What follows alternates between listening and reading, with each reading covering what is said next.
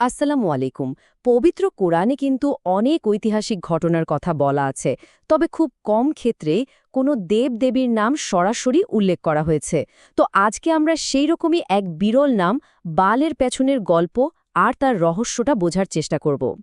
প্রশ্নটা কিন্তু আসলেই ভাবার মতো। মানে ইতিহাস জুড়ে তো হাজার হাজার দেবদেবীর পূজা করা হতো, তাই না? তাহলে কোরআন এত নামের মধ্যে থেকে কেন শুধু বালের নামটাই আলাদা করে উল্লেখ করল? চলুন এই গভীর রহস্যেরই উত্তর খোঁজা যাক। তো সবার আগে আমাদের জানতে হবে কি ছিল এই বাল, আর কেনই বা তার প্রভাব এত বেশি ছিল। বাল ছিল প্রাচীন কেনেনাইটদের কাছে খুবই গুরুত্বপূর্ণ একজন দেবতা। ভাবুন তো, সেই সময়ের জীবনযাত্রা পুরোটাই ছিল কৃষির ওপর নির্ভরশীল। তাই বৃষ্টি আর জমির উর্বরতার দেবতা হিসেবে বালকে পূজা করাটা ছিল তাদের সংস্কৃতির একটা অবিচ্ছেদ্য অংশ। আর এই পূজাটা যে কি পরিমাণ ছড়িয়ে পড়েছিল তা অবাক করার মতো। এটা শুধু সাধারণ মানুষের মধ্যেই থেমে থাকেনি। একসময় বনি ইসরায়েলের লোকেরাও পথ ভুল করে এই পূজায় জড়িয়ে পড়ে। এমনকি তৎকালীন রাজা আহাব আর রানী ইজেবেল তো রীতিমতো রাষ্ট্রীয়ভাবে এর পৃষ্ঠপোষকতা শুরু করেন। বিশেষ করে রানী ইজেবেল, তিনি নিজে বাল উপাসক পরিবার থেকে এসেছিলেন, তাই তিনি এই বিশ্বাসটাকে সবার উপর চাপিয়ে দিতে চেয়েছিলেন। অবস্থা এমন হয়েছিল যে মানুষ ভাবতে শুরু করেছিল যে বালই তাদের রিজিক বা জীবিকার একমাত্র উৎস। শির্ক আর পথভ্রষ্টতার এই ঘোর অন্ধকার সময়েই কিন্তু আল্লাহর পক্ষ থেকে সাহায্য আসে। হজরত ইলিয়াস আলাইহিসসালামের আগমন ঘটেছিল ঠিক এই ভুল বিশ্বাসকে চ্যালেঞ্জ জানানোর জন্যই।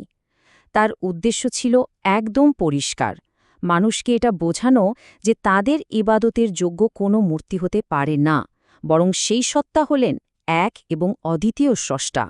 এখানেই আসলে মূল দ্বন্দ্বটা পরিষ্কার হয়ে যায়।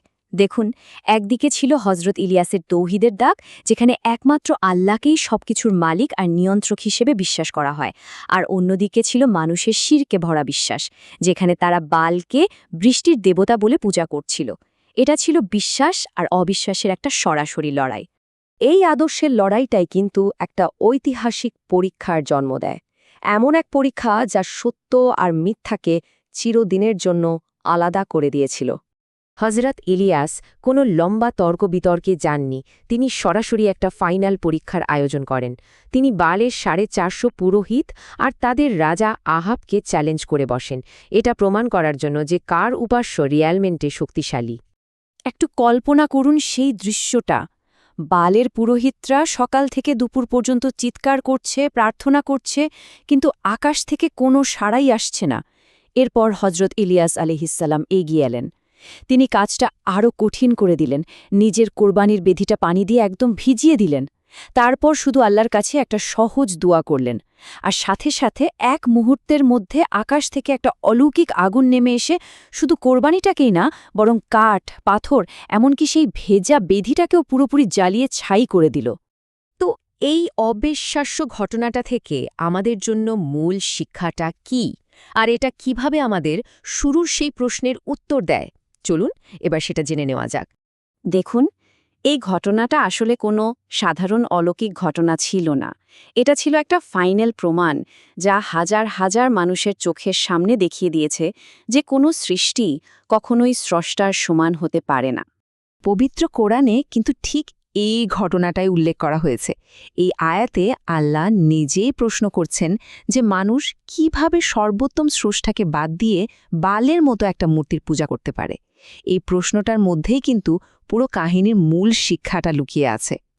আর এখানেই আমরা আমাদের প্রথম প্রশ্নের উত্তরটা পেয়ে যাই। কোরআন বালের নামটা উল্লেখ করেছে কারণ এই কাহিনীটা হল শিরকের একটা বাস্তব, ঐতিহাসিক আর একদম অকাট্য উদাহরণ। এর মাধ্যমে আল্লাহ যেন আমাদের একটা সুস্পষ্ট কেস স্টাডি দিয়েছেন, এটা দেখানোর জন্য যে স্রষ্টাকে ছেড়ে কোনো সৃষ্টির উপাসনা করাটা কতটা ভিত্তিহীন।